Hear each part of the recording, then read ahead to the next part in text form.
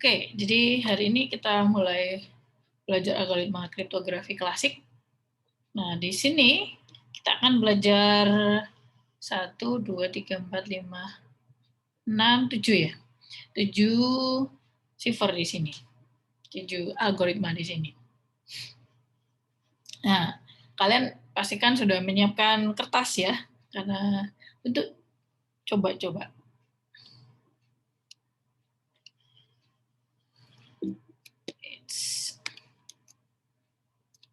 Oke, algoritma kriptografi klasik. Kenapa sih kok kita perlu yang klasik? Padahal sekarang kan sudah zamannya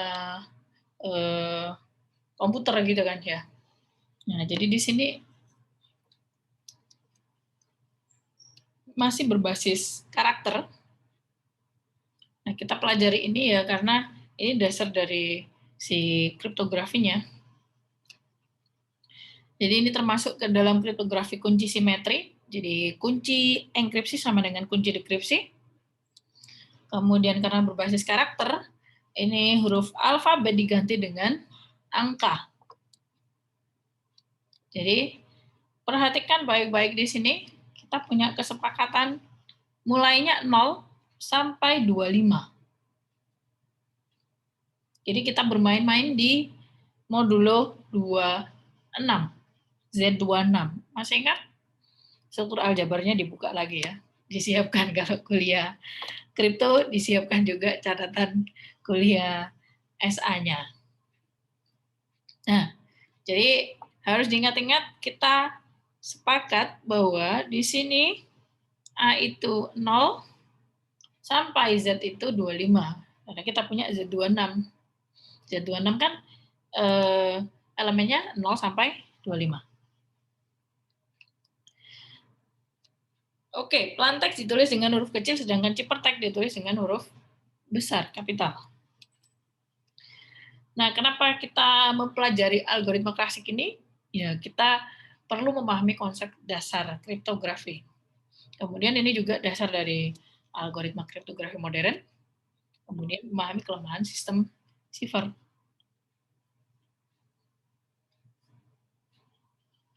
Oke, hari ini kita hanya membahas tiga cipher aja.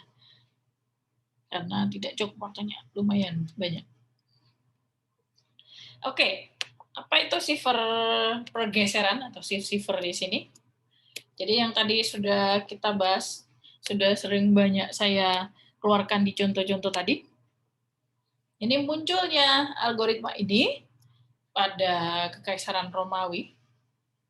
Julius Caesar ini menyandikan pesan yang ia kirim kepada para gubernurnya dengan cara menggeser 3 susunan huruf alfabet. Jadi ini kunci mereka. Jadi Julius Caesar dan para gubernurnya itu sudah punya kesepakatan gitu ya, bahwa surat nanti pesan tadi gunakan kunci yang ini. Jadi A itu dienkripsi menjadi D. C dienkripsi menjadi N dan seterusnya. Jadi ini bergeser 3 susunan huruf alfabet. Kalau kalian ke lembaga sandi negara itu dikasih ketika masuk dikasih kertas gitu. Nah, nanti dijelaskan terkait cipher pergeseran ini. Kemarin saya nyari kok kertasnya gak ada, kayaknya di kampus. Ya sudahlah. Silakan dibayangkan saja. Oke, jadi misalkan sebagai contoh saya punya ciphertext ini nih. Kira-kira plain text-nya apa kalau kita pakai kunci Caesar ini? F berarti di dekripsi jadi apa nih? Bacanya gimana kalau kita lihat tabel di sini? Berarti lihat yang mana? Baris bawah gitu ya. Berarti F mewakili C. C. Waduh, saya nggak bisa. Saya tulis. Berarti di sini kita punya F mewakili C. Kemudian O apa dia? L.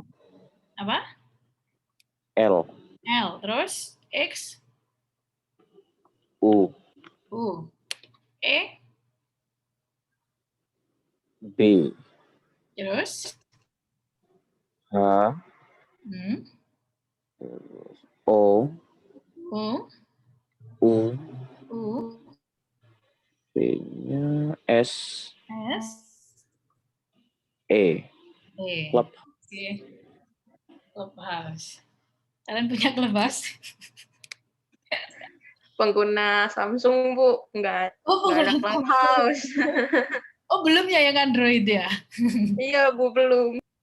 Nanti juga pasti muncul nggak lama kemudian. Oke, jadi kalau kita pakai Shift-Shifter, Hypertext ini pesannya adalah Clubhouse. Jadi cukup lihat, kalau mau mengenkripsi berarti kan pakai yang diganti dengan huruf yang bawah. Kalau mendekripsi dari huruf-huruf ini, kita lihat hasilnya apa yang atas gitu ya. Jadi F pilih didekripsi jadi C, sampai H ini didekripsi jadi H didekripsi. Oke. Nah, secara umum tadi kan pergeseran 3. Kalau Shift-Shifter maksudnya secara umum berarti kan kita geser ada berapa banyak kemungkinan. Suara saya kok double ya? Di kalian double juga kah? Enggak, Bu. Emang Zoom kayak gitu deh mulainya. Enggak, biasanya enggak. Mungkin kayaknya efek sinyal. Oke, jadi secara umum kalau kita punya cara pergeseran tadi, ada berapa banyak kemungkinan nih yang bisa kita lakukan atau berapa banyak kunci yang kita punya untuk menggeser tadi, huruf-huruf tadi? 26. 26. Tapi kalau A atau menggeser tidak menggeser 26. Oh, 13. Oke. 25. Umum untuk pergeseran sejauh K, di mana K-nya itu dari 0 sampai 25. 0-nya ini tentunya nggak asik kan. Jadi kalau K-nya sama dengan 0 kan plain text-nya sama dengan Hypertext, nggak mungkin kan. Jadi ya mungkin ini ada 25 lah. Tapi kalau secara umum berarti kita punya fungsi enkripsinya adalah, jadi hasil dari fungsi enkripsi adalah Hypertext. Nah, di sini kita punya plain text. Plain text itu digeser sejauh K. Tentunya di sini modulo 26. Kemudian, dekripsinya bagaimana nih? Kalau kita punya fungsinya P plus K, berarti dekripsinya apa? Syarat enkripsi dekripsi adalah fungsinya saling Inverse. Berarti inverse dari P plus K apa nih? C sama dengan P plus K. Berarti kalau kita mau dekripsi, jadi apa? Sama dengan C min K. Oke. Jadi plain text-nya adalah C min K di sini. Tentunya dia modulo 26 juga. Nah, untuk K sama dengan 3, yang tadi barusan kita bahas, kita sebutnya Cipher sesar. Kalau K-nya 13, kita sebutnya root 13 di sini.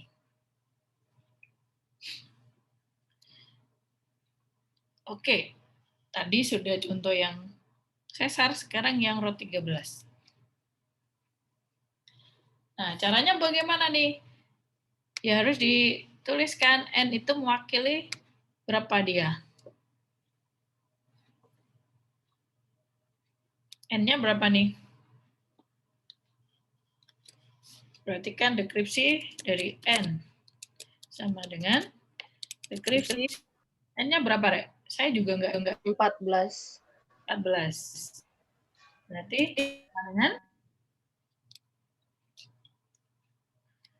14 min berapa nih? Min 13. 13. 13 kan? Kayaknya tadi 13 sama dengan 1. Nah, 1 ini huruf apa nih? A. Huruf A. Kemudian Y. Y apa nih? 25. 25.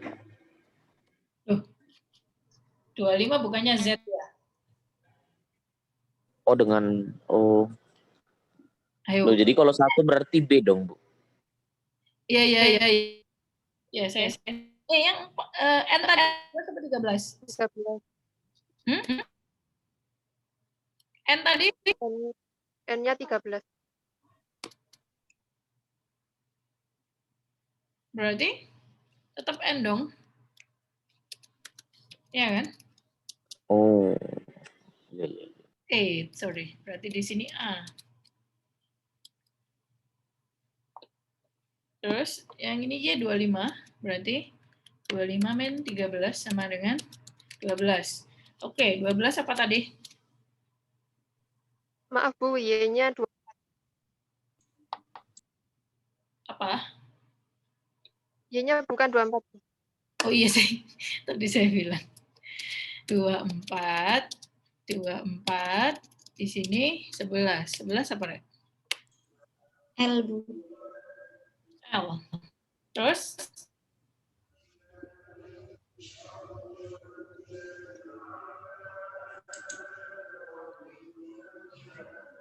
P. P berapa?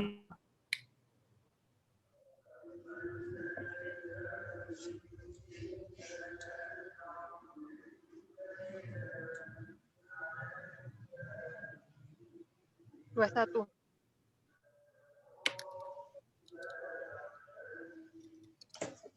Sama dengan 18.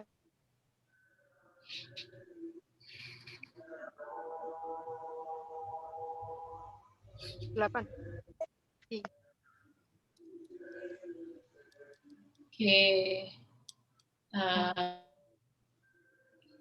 Apa ini? Ibu. I. Oke, kemudian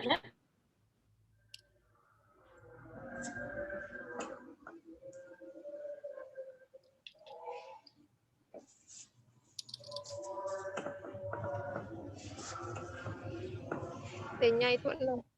G. T-nya apa? T-nya 16. Dikurangi 13 jadi 6. Jadi G. Jadi apa? G. Oke. Seterusnya berikutnya apa? Aduh, mau saya hilang.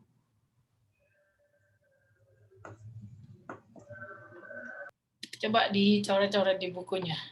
Kita dapat apa nih pesan itu? Aligator kah, Bu? Aligator dikit. Coba ayo. Menebak, Bu. Kalau menebak ayo dicek. Bener nggak aligator di gunung-gunung?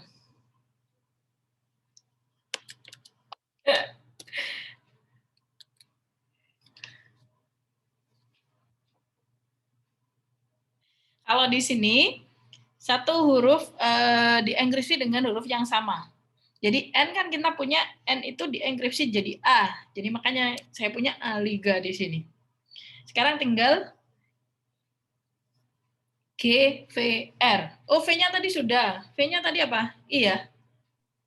I. Aligati. Aligati. Nah, pesannya ini. Tahu nggak apa itu?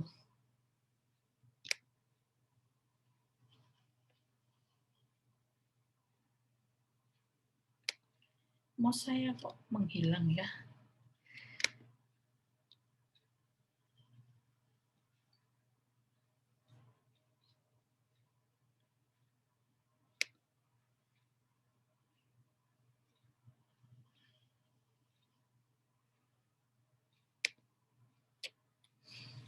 Oke, ini penyanyi. Nggak ada yang tahu ini? Nggak tahu, Bu. Yes. Jadi shift-shifter seperti itu ya. Jadi kalau misalkan kita mau dekripsi, ini sebentar sinyal amin. Mau saya loh hilang. Saya juga bingung ini.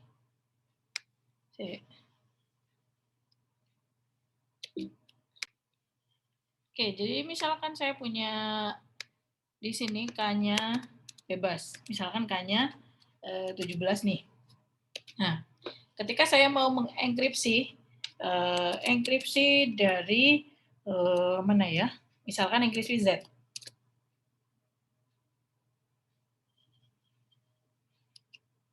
Berarti kan kita punya enkripsi dari 25, itu kan ya? Sama dengan 25 ditambah 17. Ini artinya modulo 26. Nah, 25 tambah 17 itu berapa di modulo 26? 16. Sama dengan 16. Nah, gitu. Jadi ini hasilnya huruf apa nih? Kita punya huruf Ki. apa? G. Bu mau tanya yang huruf G kalau di deskripsi tadi apa ya Bu? G.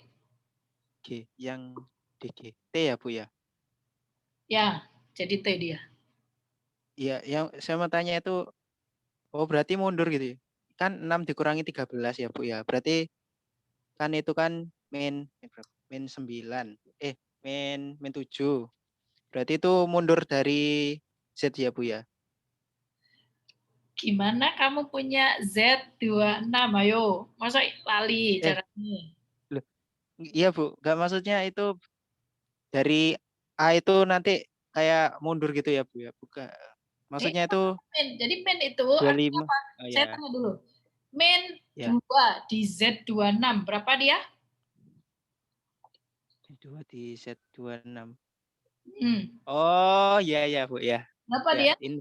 inverse-nya ya Bu ya. Iya, inverse 2 terhadap Z26. Oh iya ya. berarti berapa? Iya. Min 2 di Z26 Min akan 2 sama dengan 24. 24. Jadi min 2 modulo 26 itu ekuivalen dengan 24. Jadi di Iya, Bu, sini ya. tidak ada negatif-negatif itu. Ini artinya C min K. Aduh, kursor saya hilang lagi. Jadi P fungsi deskripsi tadi, ini kan C min K, itu artinya C ditambah inverse dari si K pergeserannya. Jadi kalau rot 13 ini, 13 kan inverse-nya dirinya sendiri, 13 juga kan, min 13. Jadi fungsi enkripsi dan dekripsinya dia sama, dijumlah aja dengan 13. Tapi kalau misalkan yang misalkan K-nya sama dengan 5, enkripsinya kan plus 5, dekripsinya min 5. Apa artinya min 5? Berarti kita jumlah dengan 21 gitu.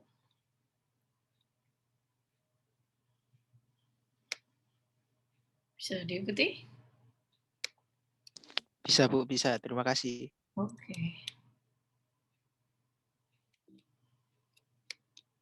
Oke, next.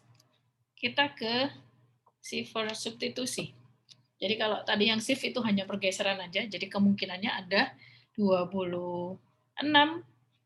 Tapi kalau 0 ya nggak ngaruh sih, jadi biasanya hanya 25 saja. Nah, apa itu shift substitusi? Jadi masih sama, setiap satu huruf plain text diganti dengan satu huruf ciphertext. Nah, kunci K ini merupakan semua kemungkinan permutasi dari 26 huruf alfabet. Kalau yang tadi kan digeser aja nih. Nah, kalau yang sekarang ini dia dipermutasi si kuncinya. Jadi bebas, tergantung kesepakatan pengirim dan penerima.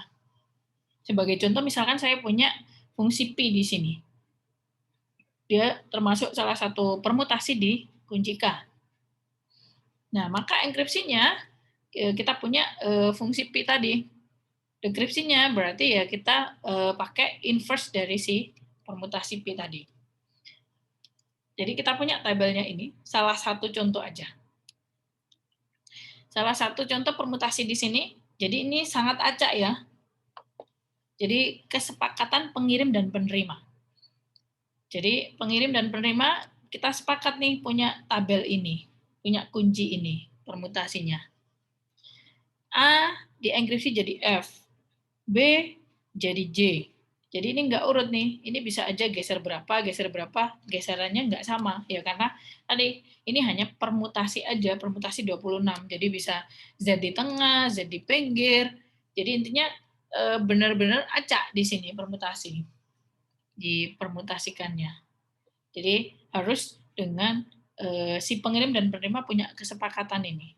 Kalau misalkan tabelnya tidak sama, ya nanti nggak bisa jalan ini pesannya. Nah, kalau kita punya tabel PIN-nya seperti ini, kalau kita punya plain text UNER, kita enkripsi dengan kunci P ini, jadinya apa nih? Ya berarti cukup dilihat aja U-nya ini di enkripsi jadi apa? Jadi H. Kemudian N dienkripsi jadi Z. A dienkripsi jadi F. I enkripsi jadi L. R jadi M. Gitu. Jadi pesannya ciphertextnya adalah H, Z, F, L, M. Nggak terbaca kan dia? Nah, bagaimana untuk dekripsinya? Ya sama aja kayak yang tadi. Kalau kita punya tabel, cukup dilihat yang bawah. Kemudian dia berkoresponden dengan huruf apa? Plain text-nya. Jadi misalkan kita punya tadi H, berarti berkoresponden dengan U. Jadi nanti dan seterusnya sampai si M ini berkoresponden dengan R. Jadi kita punya pesannya adalah UNER. Nah, berapa kemungkinan ini? Kalau kita punya 26 huruf alfabet, berapa kemungkinan kuncinya? Berapa, Rek?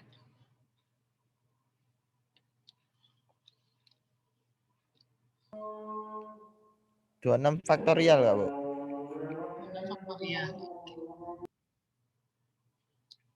Jadi coba bayangkan berapa itu hasilnya. Kan sangat banyak sekali kan? Jadi kemungkinan si penyerang itu sangat susah karena harus mencoba sebanyak itu tadi. 26 faktorial. Gak mungkin kan kalau mencoba-coba kunci yang sebanyak itu. Oke, itu untuk sifar substitusi. Berikutnya ada sifar transposisi.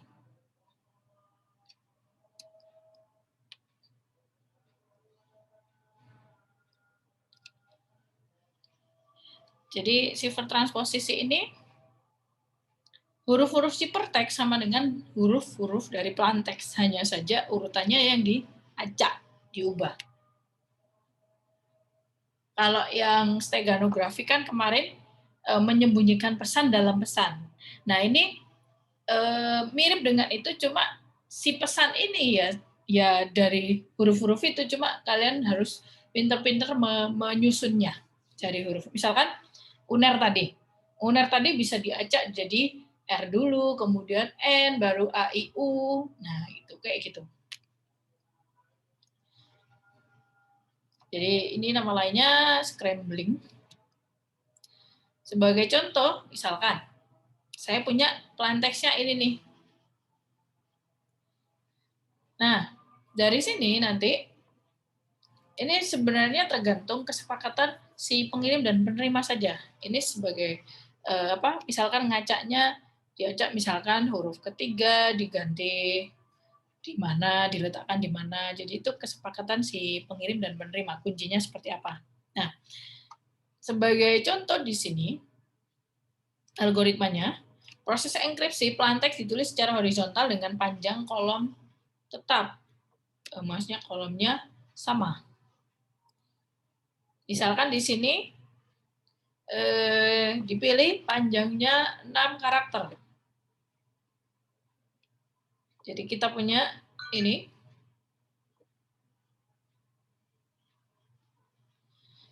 Kemudian ciphertext-nya dibaca secara vertikal. Jadi awalnya tadi kita susun horizontal gitu ya. Kemudian ciphertext-nya dibaca vertikal di sini. Jadi kita punya apa nih? K, K, F, A, E, F, kemudian N, L, L, G, A, I, E, S, N, N, O, E.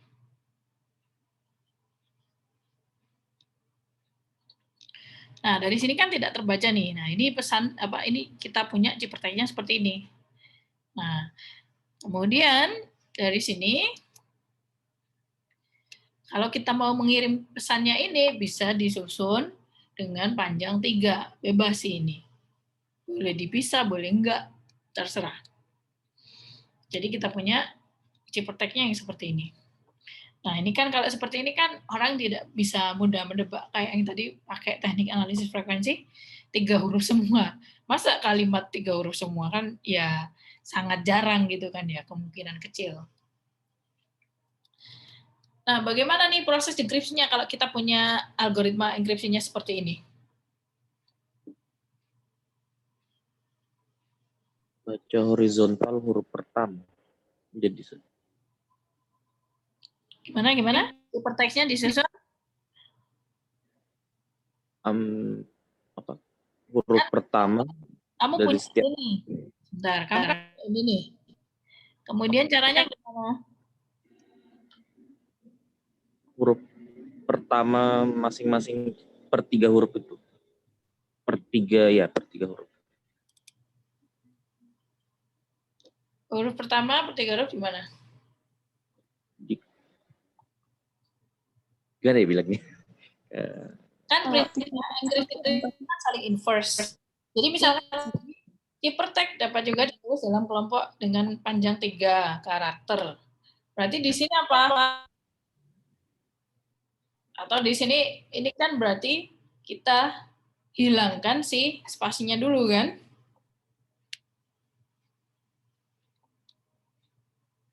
Gimana? Kalau kalian disuruh menyusun, Disusun sesuai, itu kan ada 3, Bu. ya ada 3 terus. Dikira Disusun gimana? Diambil nyamping. Diambil, Disusun ke bawah gimana, Bu? disusun ke bawah terus. Oke, disusun Terus ke bawah. Iya, Terus juga disusun ke bawah tapi di samping. tuh, kok suaranya gak terdengar ya? Disusun ke bawah, habis itu apa? Dibaca menyamping. Dibaca menyamping. Dibaca ke KKF-nya. bawah juga, Bu. Dibaca ke samping apa ke bawah? Horizontal apa vertikal? Dari Yang atas ke bawah. KKF-nya yang huruf pertama itu disusun ke bawah kan, Bu. Terus yang selanjutnya itu disusun ke samping. Selanjutnya disusun ke samping. Oke. Oke, jadi habis disusun ke bawah, terus kan Sisanya KKF, lanjut. AEF ke bawah sini kan? Iya. Punya Terus berapa baris? 6 baris kan? Kemudian dari 6 baris tadi diapakan?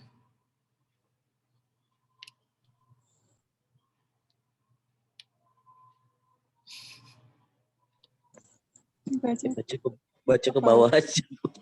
Dibaca ke bawah, terus Iya, ditulis, Bu. Terus. ditulis. Ya wes, gini aja. Sekarang coba di deskripsi ini. Jadi pesannya jadi apa? Nanti saya buatkan di forum aulanya.